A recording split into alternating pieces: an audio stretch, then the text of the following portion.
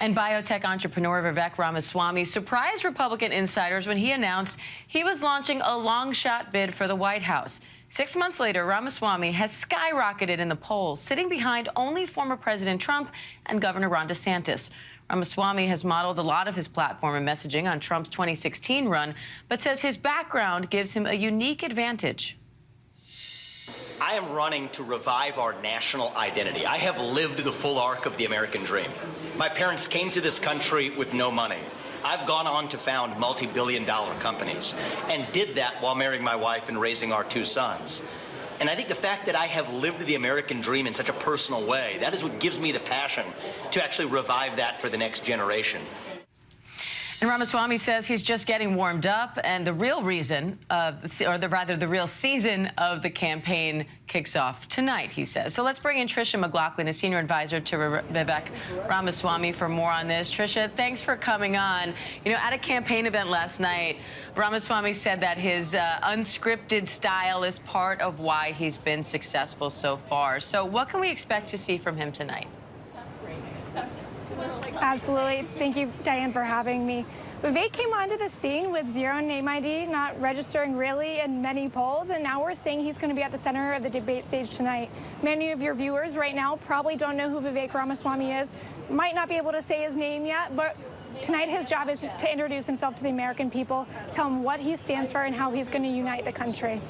Now, Governor DeSantis will be the only candidate on that stage tonight that's ahead of Ramaswamy in the polls because former President Trump's sitting this one out.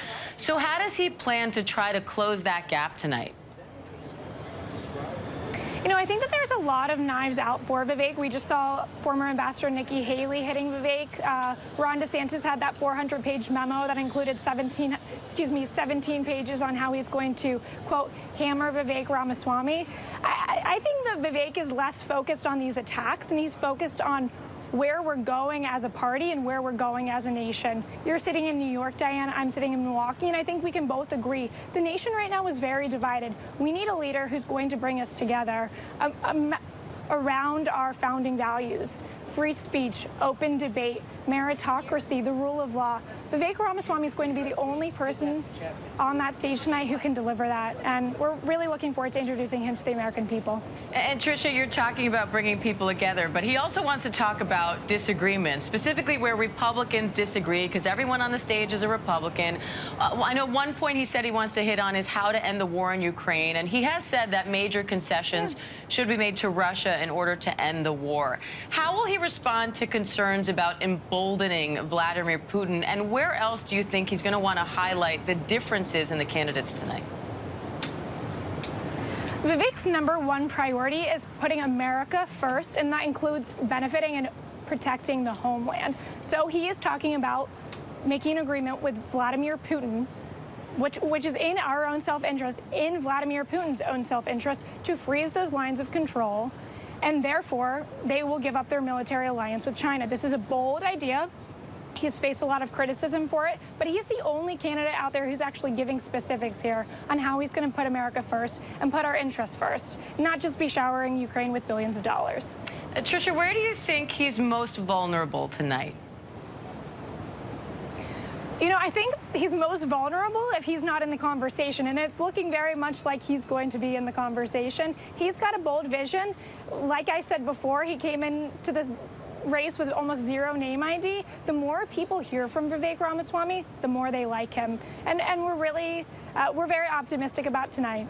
We don't think it's going to be make or break. We think it's going to be breakout. And Tricia, he has received some criticism from lots of different areas, lots of different sides. Is there any particular issue where you're hoping that he has the opportunity, in your opinion, to, you know, set the record straight or to talk a little bit more about something?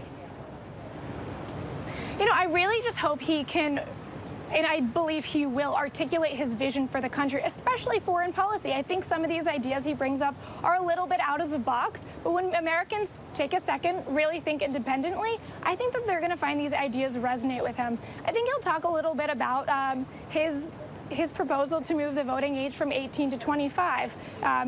18-year-olds can actually vote under Vivek's proposal if they take a 6 months service to the country, whether that be through military or through first responder or passing the same civics test that his parents did when they were immigrants. It's a bold idea, but I think it's generating conversation that is going to ultimately unite the country and revive civic duty in this nation. All right, Senior Advisor to Vivek Ramaswamy, Tricia McLaughlin. Tricia, thanks for coming on. Thanks for having me. Hi, everyone. George Stephanopoulos here. Thanks for checking out the ABC News YouTube channel. If you'd like to get more videos, show highlights, and watch live event coverage, click on the right over here to subscribe to our channel. And don't forget to download the ABC News app for breaking news alerts. Thanks for watching.